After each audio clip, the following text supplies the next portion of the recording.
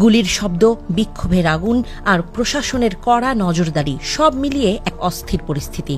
আবারও কেন উত্তপ্ত হয়ে উঠল ভারতের উত্তর পূর্বের এই ছোট্ট রাজ্যটি? কিসের গন্ধ এই বাতাসে? কিসের পূর্বাভাস? মণিপুরের পরিস্থিতি আবারও অগ্নিগর্ভ।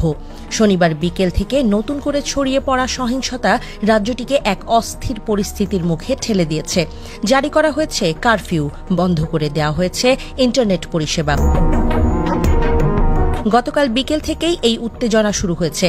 মেইতেই গোষ্ঠীর 5 জন সদস্য, যাদের মধ্যে আরামবাই টেঙ্গলের সদস্যরাও আছেন, তাদের গ্রেফতারের খবর ছড়িয়ে পড়তেই পরিস্থিতি নিয়ন্ত্রণের বাইরে চলে যায়। বিক্ষোভকারীদের অভিযোগ, এই গ্রেফতারি সম্পূর্ণ অন্যায় এবং উদ্দেশ্যপ্রণোদিত। গ্রেপ্তারকৃতদের মুক্তির দাবিতে পশ্চিম ইম্ফলের কেয়াকেইথেল পুলিশ পোস্টে হামলা চালায় মেইতেই গোষ্ঠীর কয়েকশো বিক্ষুব্ধ জনতা। প্রত্যক্ষদর্শীরা জানিয়েছেন, পরিস্থিতি সামাল দিতে পুলিশকে কয়েক রাউন্ড গুলি চালাতে হয়। এরপরে শুরু হয় দুই পক্ষের মধ্যে ব্যাপক ধস্তাধস্তি।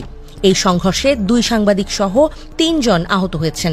এমনকি কয়েকজন বিক্ষোভকারীদেরকে প্রকাশ্যে মাথায় পেট্রোল ঢেলে আত্মহত্যার হুমকি দিতেও দেখা গেছে, যা পরিস্থিতিকে আরও জটিল করে তুলেছে। তাদের দাবি, গ্রেপ্তারকৃতদের মুক্তি না দিলে তারা নিজেদের জীবন উৎসর্গ করতেও প্রস্তুত।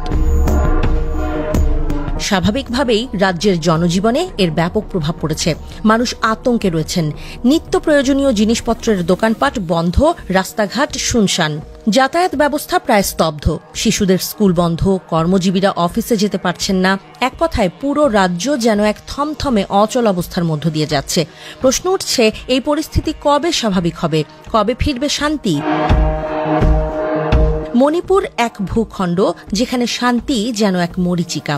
উত্তেজনার পারদ চড়ছে আর অনিশ্চয়তার কালো মেঘ ক্রমশ ঘনিয়ে আসছে। ভারতের কেন্দ্রীয় সরকারের দমন পীড়ন এই অশান্তির মূল কারণ বলেও দাবি করছেন বিশ্লেষকরা। কেউ আবার বলছেন, বিশেষ করে নরেন্দ্র মোদী ও অমিত শাহের বৈষম্যমূলক নীতি মণিপুরকে ভারত থেকে বিচ্ছিন্ন করে ফেলতে পারে।